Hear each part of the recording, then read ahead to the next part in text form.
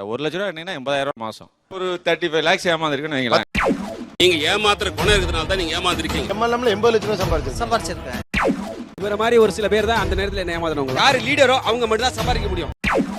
500 ரூபாய் முதலீடு பண்ணி இப்ப 50 லட்சம் ரூபாய் சம்பாதிச்சிருக்கேன். கரெக்டா செய்யறதுங்கிறது என்ன? ஏமாத்துறதா? இந்த பக்கம் எல்லாம் விதவிதமான மோசடிகளில் ஏமாந்தவர்கள், ரைட்? இந்த பக்கம் எல்லாம் வந்துட்டோமா ஏன் இப்படி ஏமாறுறீங்க அப்படின்னு கேள்வி கேட்கிறவங்க. நீங்கள் எப்படி எல்லாம் ஏமாந்தீர்கள், எதில் ஏமாந்தீர்கள்? கிரீன் கார்ப்ல ஆரம்பிச்சு, ஹீரோ 2ல ஆரம்பிச்சு, புளோரான்ஸ்ல ஆரம்பிச்சு, ஒண்ணு விடாம ஏமாந்துங்க. கிரீன் லைஃப்ங்கிறவன் 80%. நீங்க 1,00,000 ரூபா 80,000 மாசம். அப்பா இப்படி ஒரு ஸ்கீமா? 1 லட்சம் ரூபாய் கொடுத்தா 80,000 ரூபாய். அது வரைக்கும் போய் ஏமாந்துருக்கீங்க. அதிகபட்சமாக நீங்கள் ஏமாந்தது யாரு? இவங்க கிட்ட தானே 35 lakhs ஏமாந்துருக்குன்னு. எதுல ஏமாந்தீங்க, எப்படி ஏமாந்தீங்க? RNWCன்னு கேள்விப்பட்டிருப்பீங்க. தமிழ்நாட்டில் பார்த்தா 18 லட்சம் பேர் ஏமாந்துருக்காங்க சார். என்னடா சொல்ற? 12,000 ரூபாய் கட்டி ஒரு ஐடி போட்டோம்னா மாசம் 500 ரூபாய் தரது மாதிரி ஒரு ஃபார்முலா தயார் பண்ணி நம்ம கட்டின 12,000 ரூபாய்க்கு நமக்கு 39,12,000 ரூபாய் கிடைக்கிற வரைக்கும் 500 வந்துருக்குன்னு சொன்னா ஆட்டோ ஃபில்லிங் சிஸ்டத்துல. டோட்டலா நீங்க எவ்வளவு போட்டீங்க, எவ்வளவு லூஸ் பண்ணிட்டீங்க? 6 லட்சம் ரூபாய் வந்துட்டேன் சார். 6 லட்சம் ரூபாய் 5 மாசத்துல. 5 மாசத்துல 6 லட்சம் ரூபாய். நீங்க எதுல ஏமாந்தீங்க? Gold quest. உங்க பிள்ளைங்க அவங்க பிள்ளைங்களுக்கெல்லாம் பெனிஃபிட். இதுல ஒரு அமௌண்ட் வந்து காலம் ஃபுல்லா வந்துகிட்டே இருக்கும். ஃபர்ஸ்ட் 2 பேர் ஜாயின் பண்ணனும், அவங்க 2 பேர் ஜாயின் பண்ணனும். மீட்டிங் போனப்ப கோல்டு குவெஸ்ட் உலகத்துல பிசினஸ் மேனா நீங்க உள்ள நுழைறீங்க. அப்போஸ் 26,000 பே பண்ணனும். எது வேணுமோ கோல்டு காயின் இல்லனா கோல்டு வாட்ச் 2,000 இல்ல 3,000 இருக்கும். கோல்டு வாட்ச் கிடையாது. நான் ஏமாந்தது பயங்கர மோசடி சார். 23 வருஷமா மனசுலயே போட்டு அமிக்கினார். கள்ள நோட்டு வாங்கி தரேன்ட்டு 5,000 ரூபாய் கொடுத்தா 15,000 ரூபாய் தராங்க. நல்ல நோட்டு கொடுத்தா 15,000 ரூபாய். 15,000 ரூபாய். நீங்க எவ்வளவு கொடுத்தீங்க? நான் ஃபர்ஸ்ட் 5,000 ரூபாய் கொடுத்தேன் சார். ஒருத்தர் கூட எடுத்துன்னு வந்தாரு சார். முன்னால எல்லாம் ஷோ பண்ணிட்டாங்க, காமிச்சிட்டாங்க. மெட்ராஸ் வர பஸ்ல ஏறப்போ ஒரு ஆள் போட அவர் அடி அடிக்கிறாரு. அவர் மாட்டினோன்னு எனக்கு தூக்கி வாரி போட்டுருச்சு. பயந்துக்கிட்டு மொட்டை கிட்ட எல்லாம் போட்டா போலீஸ் எல்லாம் பார்த்தா என்னவே வந்து துரத்துற மாதிரியே இருக்கும். கேட்டுக்க. பென்ஸ்காம்னு ஒரு கம்பெனி வந்தாங்க. US மார்க்கெட்ல வந்து ட்ரேட் பண்ணி தராங்களா. 1 lakh போட்டு கொடுத்தாங்கன்னா மந்த்லி 10,000 நம்மளுக்கு கொடுத்துட்டு இருப்பாங்க. நாம அதையும் நம்பி போட்டாச்சு. 10,000 கொடுத்தாங்க. செகண்ட் டைம் வருவாங்கன்னு பார்த்தா கோயம்புத்தூர்ல இருக்கிற ஆபீஸே மூடிட்டே போயிட்டாங்க. MLM. அது எப்படிலாம் பேசுவாங்க அந்த மீட்டிங்ல? எப்படிலாம்? My salary was just 3-figure salary. இன்னைக்கு having a Skoda car. நான் இங்க நிக்கிறேன், என்னோட BMW கார் வெளியில நிக்குது. My children go to an English medium school. நான் எப்பொழுது அண்ணாந்த வேலை பார்த்துட்டு இருப்போம். டோட்டலா சரண்டர் ஆனேன். 2005ல ஒரு மெயில் ஒன்று வருது. இந்த நம்பருக்கு நம்ம ஃபோன் பண்ணி கேட்டபோது UKல இருந்து ஒருத்தர் எடுத்து பேசினார். Congratulations, you got around 9 crores. என்னடா நடக்குது? சென்னையில் இருக்கிற ஃப்ரெண்ட்ஸ் கிட்ட சில பேர் உங்ககிட்ட ஃபோன் பண்ணி நான் சொன்னேன். உடனே புறப்பட்டு வந்துட்டாங்க சார். ரூம் போட்டு இதை பத்தி யோசனை பண்ண ஆரம்பிச்சாங்க. யூகேனா நைட்டு 10 மணிக்கு மேலே தான் பேசணும் sir. It is through, everything is through. ஒரு 3 lakhs அனுப்பிச்சிட்டிங்கன்னா போதும். why not we try? வந்து நைட் உட்காந்து டிஸ்கஷன்ஸ் 9 கோடி எப்படி பிரிக்கலாம் அப்படின்னு ஹரி வந்து டிஸ்கஸ் பண்றாரு. வந்து 37,000 மட்டும் கொடுத்தா போதும். மற்றவங்களுக்கு எல்லாம் பெரிய அமௌண்ட். யாரா இவனுங்க? அப்புறம் டெய்லி நைட் நான் பேசுவேன். It's ready, the DD is ready.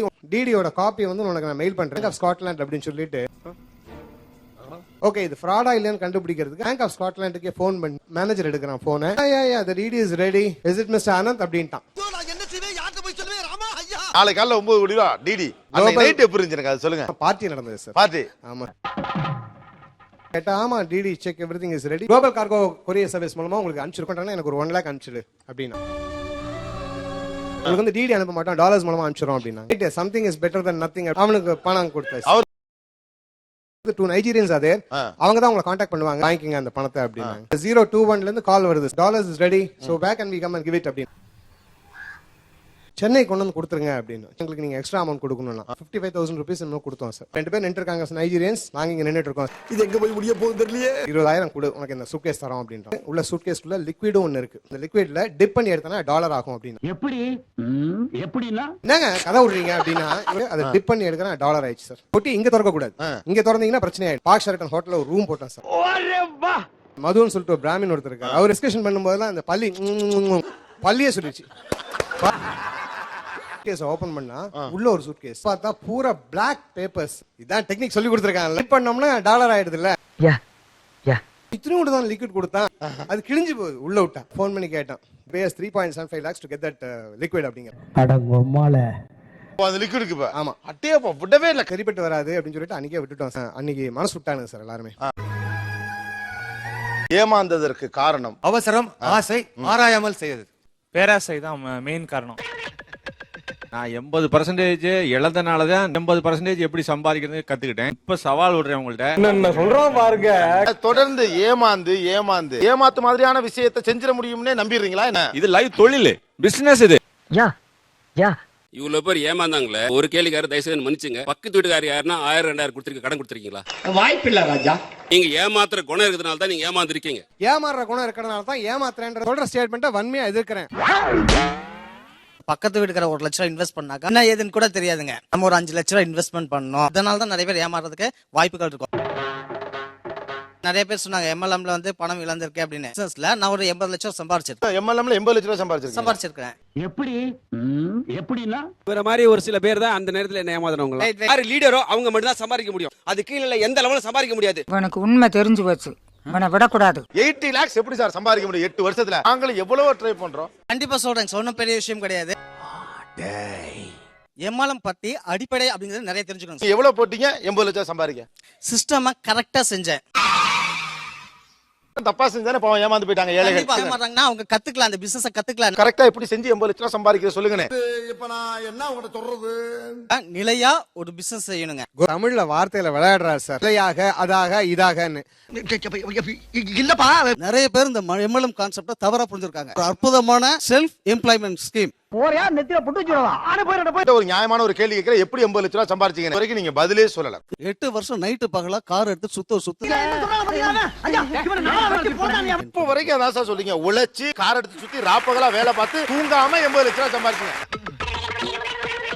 சொல்லுங்க சார், அந்த ராணுவ ரகசியத்தை 5000 ரூபாய் பாலிசியை எப்படி 80 லட்சம் ரூபாய் ஆக்குறீங்க? எந்த ரூட்ல போனாலும் விடவே மாட்டேங்கிறான். சின்ன ஃபார்முலா தாங்க சார். ஒரு 10 பாலிசி பண்றாங்க அப்படின்னு அந்த 10 பேருமே ஆளுக்கு ஒரு 10 பாலிசி பண்றப்ப 100 பாலிசியா கன்வர்ஷன் ஆச்சு. 1000 பாலிசியா கன்வர்ஷன் ஆச்சு. 38,000 பேர் வரை இன்னைக்கும் தொடர்ந்து போயிட்டு இருக்குங்க சார். இன்னைக்கும் கண்டினியூஸா பண்ணிட்டு இருக்கோம். அவனை சொல்லி நிறுத்துங்களேன்டா. இங்க இருக்கிறவங்க இவரை நம்புறீங்களா? அவர் நீங்க நம்புறீங்க ஒரு ஆள், இவர் நம்பல. ரைட் விடு.